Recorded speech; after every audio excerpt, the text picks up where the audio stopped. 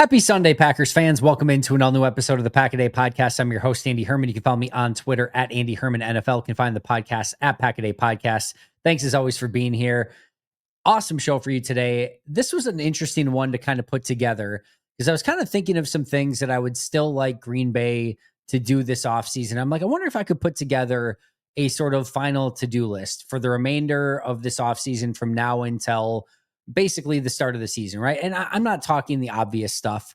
I'm not talking about, get down to 53 men, get to the 16 or 17 man practice squad with the international pathway program. I'm not, we all know that there's certain checkpoints throughout the course of the season that Green Bay is going to have to hit and those things that they're going to have to do. I'm not talking about those. I'm talking about what does Green Bay still need to accomplish this offseason before they head into the season. So we're going to get to that in just a moment. Before I get there, shout out to our brand new Pack-A-Day Podcast YouTube members, Luke Liskowski. Thanks for signing up, Luke. Also, the Gable Storm, brand new Hall of Fame member, the Gable Storm. Thank you so much for signing up. Appreciate you a ton for that. And Hall of Fame, that's awesome. I really, really appreciate all of our members. And I'll say this once, I'll say it a million times. That is not a requirement for anyone. I appreciate everyone that's here. You don't have to sign up. There's some cool perks that come along with it. If you want to check out those memberships, make sure to do so. But I just appreciate getting to talk Packers 365 days a year. So thank you to everyone for that opportunity. With that, no other news or notes from Saturday. That's going to probably be the case more often than not between now and probably for the most part, the rest of the offseason up until training camp. We've got some OTAs and mini camps coming up, and there will be definitely some news and notes here and there. But a lot of these are going to be probably a little bit more meat and potatoes, kind of talking about the main issue at hand. Like I said, today's main issue at hand is going over the remaining to-do list for the Packers this offseason. I really wanted to add in something to the effect of trade for Trey Hendrickson. I would have loved a Trey Hendrickson trade at some point this offseason. I think it would have been a ton of fun. And there were the moments too where you certainly looked at a variety of these different, maybe edge rushers that would have become available, whether it would have been Max Crosby or a Myles Garrett or somebody like that. And we've talked about it all offseason of like, if one of these guys does become available, like Green Bay should definitely look into it. And yeah, they probably should have or could have if a couple of those guys became available. I think you've now reached the point where it's just not logical. It's just not realistic. Maybe logical is the wrong word. I could easily make a very logical and sound argument of like, yeah, sure, go get Trey Hendrickson. Add one of the best defensive ends and best pass rushers and best sack artists to this team and prosper. I could make that argument pretty easily. I think we know how this team operates. I think we know how Goody operates. I think they've now gone out and added a 4th and 5th round pick. And let me be clear, I'm not saying that those 4th and 5th round picks are going to go out and do what Trey Hendrickson could do or anything like that. But they now have Rashawn Gary, LVN, who they spent a 1st round draft choice on.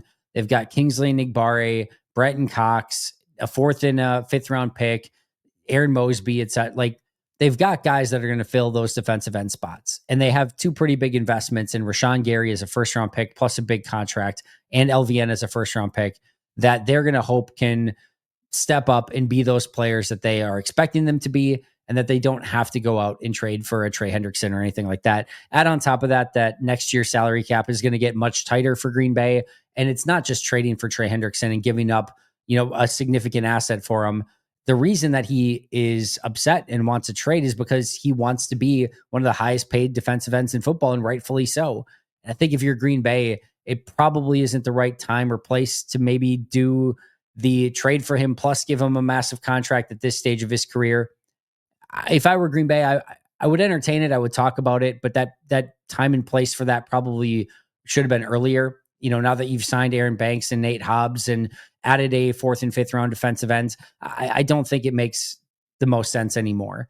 So I just don't see it happening is kind of the bigger reason that something like that is not on this list. And there's not really many other players out there via free agency or trade that you could make a strong argument for. And trust me, I poured over the names. I poured over the lists. I went over every, trade candidate article that was out there and possible remaining free agents. And it would have been an easy topic of conversation, right? Of go sign this guy, go trade for this guy. I just couldn't find anything that made a ton of sense. We'll talk about one position in particular where maybe they could be a little bit more active, but we'll get to that in just a moment. The number one thing on Green Bay's to-do list is, of course, the Jaire Alexander situation. We don't need to go into it a ton. We've had, I think, like 4 or 5 episodes basically like dedicated to that topic all throughout this offseason. And I've made cases for bringing Jaire back. I've made cases for moving on from Jaire. And at this point, whatever that ultimate determination is, whether it's stay in Green Bay, trade, or release, at some point in time, they're going to have to come to a conclusion on it. And we've talked about at length where that overall decision point is not until, it doesn't have to be until the start of the regular season, up until when he's on the week 1 roster and his full salary this year guarantees. That's the deciding factor. That's the only deadline that Green Bay has in this entire process. They can hold out as long as they want. They can wait to see if they can figure out a different contract for Jaire. They can wait and see if some team has a player that at corner that tears an ACL, or a big time player in their secondary that goes out, and maybe they'd be interested in Jaire at that point. They can still wait this out if they want. I don't know what their appetite is going to be for that. Clearly their appetite's been so far of like, hey, we're willing to wait. We'll see if that continues. But at some point, whether it's now or anytime before the start of the regular season, they're going to have to make an ultimate determination on Jaire. What that is, what they should do, everyone's got a strong opinion on it one way or the other. I've made the very clear statement that the best case scenario, the absolute best case scenario, is that Jaire is back on the team, stays healthy, and plays great. You can't guarantee those things when you make that determination and decision, but that's still the best case scenario. There is nobody on this team that's like Jaire when it comes to just pure coverage skills. And you take Jaire off of this team and you can see those holes at corner develop pretty quickly. Maybe not to the extent of maybe what some people feel. I do think they can get by with Hobbs and Nixon and Bullard and Valentine and maybe some of the Kalen Kings and Kamal Haddons and things like that. But it's definitely a big difference when you look at that depth chart with and without Jaire Alexander. But one way or the other, they're going to have to come to a determination on that. Number 2, if I were Goody, I would have my pro personnel department working this corner free agency class nonstop. I'd be scouring every team's roster for every cornerback that they have on it. Which players are potentially cut candidates? Which ones are trade candidates? Me personally, I just don't feel like the depth is good enough right now at corner. I would make that argument even with Jaire Alexander. If Jaire's there, I still feel good. I certainly feel good about the top of it. Jaire, Nixon, Hobbs, Bullard to some extent, Valentine. I feel good about that. And then you're starting to get to the point of like, all right, you've got 4 guys plus Bullard, and then you just need a couple of guys that can go out and play special teams, right? Maybe that's Kamal Haddon, Kalen King. We heard some positive words about Kalen King this past week from Derek Ansley. You're probably okay. Micah Robinson's a 7th round pick. If Jaire's there, I feel less worried about it, but you're still kind of an injury away from being like, oh, I really don't feel great. And this is a pro personnel department that has found Keyshawn Nixon on a 1-year vet minimum deal. This is a pro personnel department that found Rasul Douglas on an opposing team's practice squad just ready to be picked up. They've done a great job at finding these type of players. And at scouting staff that has found Carrington Valentine in the 7th round. A pro personnel staff that recently brought in Nate Hobbs. We'll see what that turns into, but I feel pretty good about it knowing that this is a pro personnel staff that's found some pretty good corners. Whatever that next corner is, or whoever that next corner is, I would be scouring every corner that could potentially become available or is available. I'd be looking at the UFL right now. There's some intriguing names that could potentially become available. I'm not saying that they're going to solve any problems, but there's some interesting names in the UFL market at corner that have been playing actually some pretty good football. Damon Arnett, the former 1st-round pick by the Raiders, is one that's trying to revitalize his career and is playing some pretty good football over there. Michael Ojemudia is a guy that I think was a Broncos 3rd-round pick. He's having a pretty good year. I would be looking everywhere. No stone unturned. And like I said, my pro personnel department would be focusing 1,000,000% just on corner. I feel like this team is pretty well set everywhere else. But if Jaire is not back, whatever, and if that ends up happening in that direction, then I do believe that you are at least a corner short. And let me just say, there's nothing out there that I can tell. Like, I scoured these lists. I looked at all the names. I went through and even watched tape on some of these guys. I just couldn't find something. I wanted to go like, yeah, Caleb Farley, former first round pick, could you Rasul Douglas him, meaning take a flyer on him, bring him in for a minimal kind of deal, and see if you can revitalize his career, jumpstart his career, because it never really got off the ground in the first place. Even that just didn't feel awesome to me. But you know what? You know what group of people might know which corner to bring in? Green Bay's personnel department, right? So I would, that's what I would have them focus on.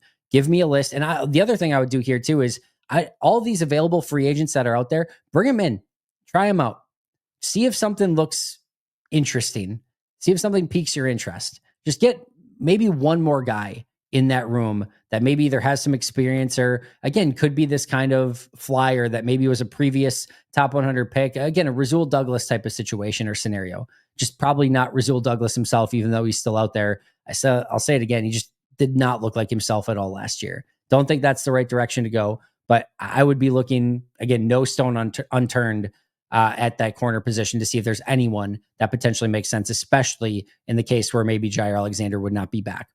Number 3, figure out this Elgton Jenkins situation. You already got one with Jaire.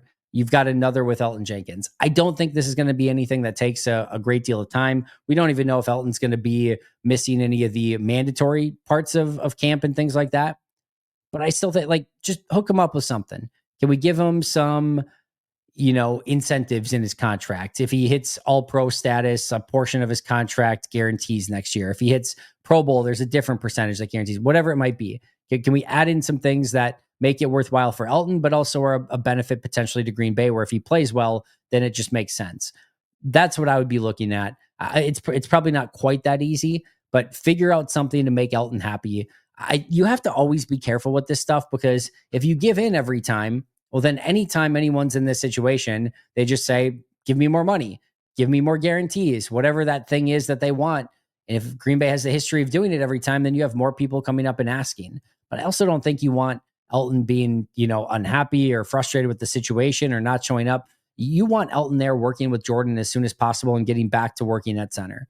I think that's going to be a very important aspect of the offensive line this year. I expect Elgton to be great at it, but the more reps he can get as he makes that move, the better. And just figure out something where he can get in here, start working with the team, and start working with Jordan and work on his center skills. I think that's, like I said, very important. I would be making sure that he is here sooner rather than later. And I'm not saying whatever he needs, but let's figure out something that is workable for both the Packers and Elgton Jenkins.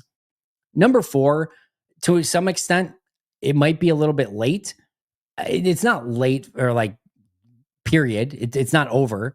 I wish they just would have maybe done something a little bit sooner, because the tackle market has already exploded with contracts like Dan Moore. But let's see if Green Bay can get Zack Tom under an extension sooner rather than later. It just feels like every day the tackle market just goes up and up and up. And the longer that you wait, the higher that price tag is going to be. And it's already going to be pretty darn exorbitant. But there's a very minimal downside with Zack Tom. You give him a big contract, and even if he has like a down season or something, or at some point, you can still move him to guard. You can move him to center. He's got so much versatility. There's just a really good football player there. He's been good since day one, and there's no reason to kind of drag this out too long. Get him under contract, make him one of the highest paid right tackles in all football. He's deserving of it. And I do think that this should be one that gets done hopefully sooner rather than later. I wouldn't mess around with it. Again, the rates continue to go up at tackle. The CBA is going to only continue to go up, at least at its current pace. The deal will be workable, and I just think you want to get him under contract so that contract doesn't continue to expand and expand and expand and potentially get to a place where you're just like, oh my goodness, are we sure we still want to do this? I think just get that deal done, make it so that Zack Tom is a Packer for the foreseeable future. Just note here, I said figure out Elgton Jenkins and then figure out Zack Tom. That is not a mistake. That is not an order of operations error.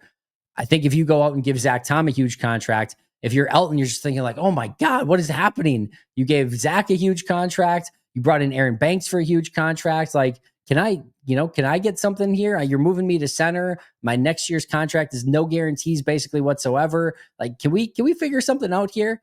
But figure out the Elgton stuff first, then re-sign Zack Tom to that huge contract.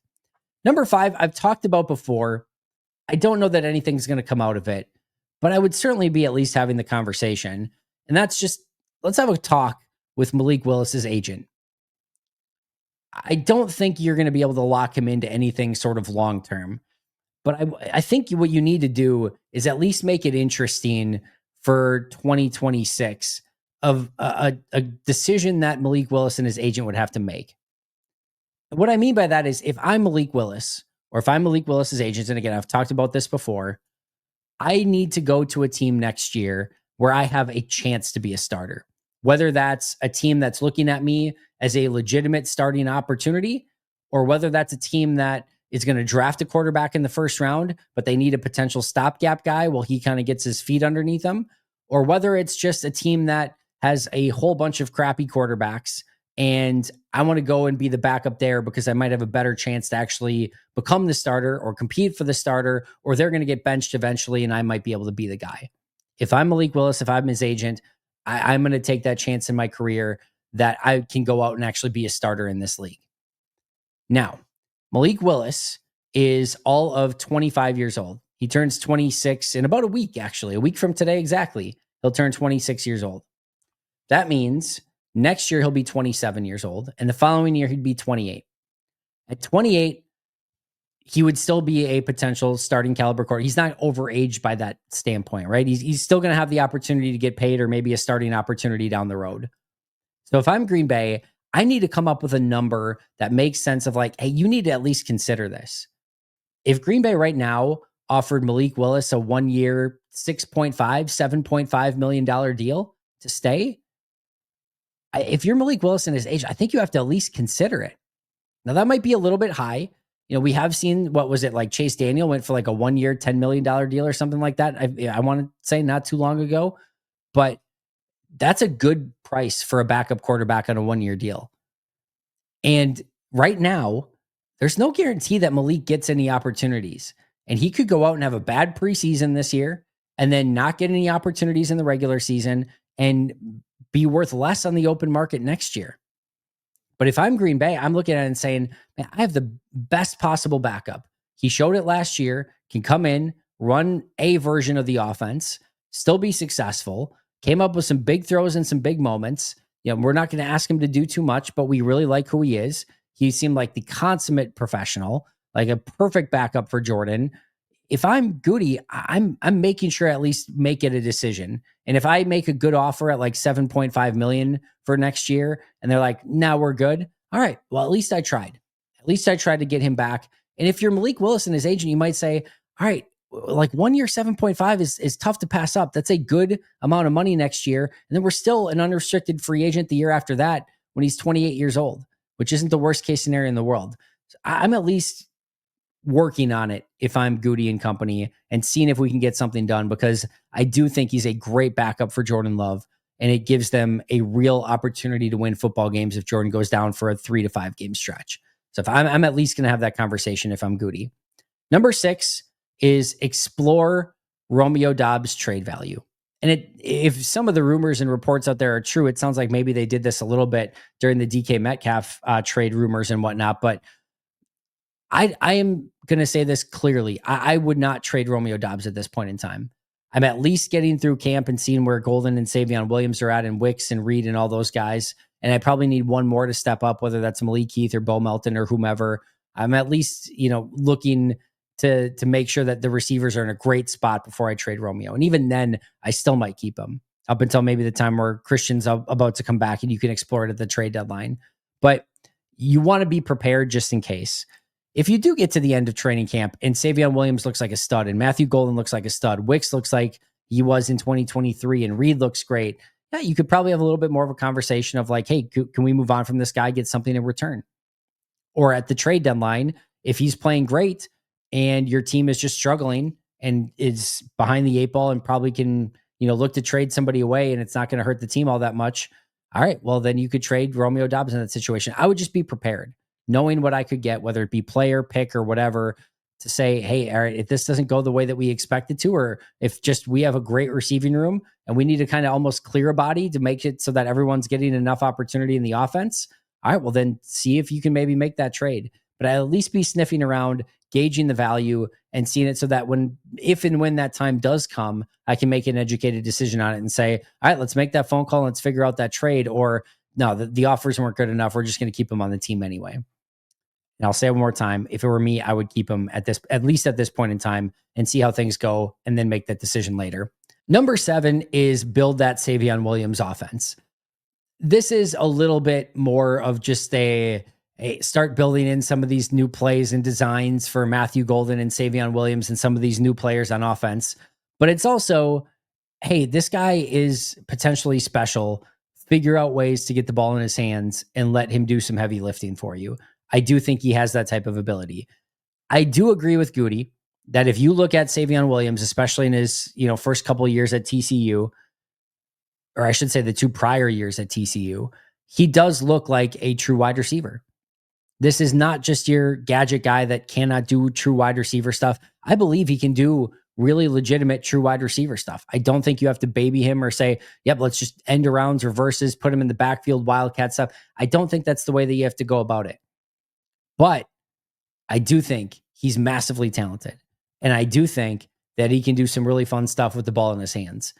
So if I'm Matt LaFleur, I'm getting in the lab, I'm drawing stuff up, I'm seeing what plays could potentially work, and I'm making sure that I have an offense that's built and ready for some of those situations and scenarios where you do, in fact, want to get the ball in Savion Williams' hands. Now, again, this goes for everything. Matthew Golden is a piece of this as well. How do you want to get him involved? And how do you just kind of piece all of these different weapons together to form a offense that is cohesive and unique and is, serving that idea of illusion of complexity? But I'm starting with Savion Williams if I'm Matt LaFleur, just because it's probably the most fun version of that. And I do want legitimately some plays that are going to work really well for him and making sure I'm getting the ball in his hands. Number 8 is figure out your preseason plan. Green Bay's got 2 insanely tough games to start the season. Detroit at home, Washington at home. Their plans in the past have not been conducive to them being fully functional or even close to it in week 1, even maybe week 2. I don't think they lost in Brazil last year because they were unprepared or did anything wrong in the preseason or anything like that. But I think a lot hinges on those first 2 games. If anything, you really cannot afford to go 0-2 in those games. Can you start 1-1? Sure. But you really don't want to start 0-2 against Detroit and Washington. And not only letting those 2 teams get wins, but you're starting well behind the 8 ball at that point and have 2 home losses. And after that, only have 6 home games versus 9 road games. Can't start 0-2. Whatever that preseason plan is, and I've said it a billion times, you're darned if you do, you're darned if you don't. If you play players and they get hurt, you're screwed. If you don't play players and you lose, you're screwed. You just have to make the decision and stick with it. But whatever that preseason plan is, whatever their plan is for joint practices, I don't care, but they've got to be ready for week 1 and week 2 with 2 very tough conference opponents and needing to come away with wins in those if they do in fact want a chance to be a, not only a playoff team, but potentially a team that has the opportunity to win the division in 2025, 2026. Number 9 is a unique one. We have seen Matt LaFleur bring in Aubrey Pleasant, Robert Saleh, and Luke Getsy in a variety of these different sort of consultants, right? And what Matt likes to do is bring in a former offensive coach and have him help on the defensive side of the ball to kind of help the defense know what an offensive coach is looking at when they're looking at Green Bay's defense and how they want to attack it and the weaknesses and the flaws and the flaw in the Death Star that, can make it implode or explode. That's what they're looking for. And the same thing on the opposite side, finding a defensive coach that can work with the offensive coaches to, again, look at any flaws or things that they would attack from the opposing side.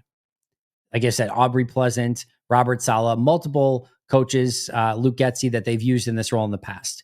I'm bringing in 2 more. I'm bringing in Antonio Pierce, who's got that connection with Rich Bisaccia and is another, sort of Raiders connection. I'm bringing him in as a consultant to help out, again, with anything that Jeff Hafley wants any advice on, but more importantly, to work on the offensive side, to put together game plans and opportunities and options of how he would go about attacking Green Bay's offense. And I'm bringing in Doug Peterson as a former Super Bowl winning head coach and good offensive mind and Packers connections. I'm bringing him in as the offensive consultant that works with Jeff Hafley on the defensive side of the ball. I think those are 2 really smart coaches that are still available out there that, again, you don't have to bring in the building per se. They can almost do it remotely and they get to continue to improve and see how Green Bay does things. And it's a good connection. It worked out great for Robert Saleh this past year. Those are the two I'm going after, and seeing if I can bring in two more really great consultants to help on both sides of the ball. And I'll always say it, the smarter people that you can get in helping your team, the better off that you're going to be. I think bringing in Doug Peterson and Antonio Pierce would both be really great hires. I almost, by the way, and I know it wouldn't really work, a part of me really wanted to say Mike McCarthy as that offensive coach. But I don't think that that's going to happen. So I'm going to say Doug Peterson, but bring in Doug Peterson, bring in Antonio Pierce, and let them help the opposing sides of the ball respectively. Last but not least, this is not something that's going to improve the Packers. It's not something that's going to give their record any sort of boost this year. I've talked about it before. I'll talk about it again. I hate that the Packers, who are owned by the fans, have closed down mini camps to fans to attend. It used to be that you could attend mini camps, and it used to be that you could attend training camps. Training camp is still there. But when COVID hit, they took away mini camps, said fans can't attend, and they never gave it back. And as a fan, before I was credentialed, it was one of my favorite practices to go to every single year. It doesn't have the huge crowds of training camp. There's no dream drive. It's not corporately sponsored by anybody. It's just a bunch of nerdy fans lining up on the fence and watching a lot of these Packers, the rookies and the free agents, practice for the very first time. And it was awesome. I could not recommend it enough. And now it's gone. Unless you're credentialed, you do not get to see mini camp practices at all.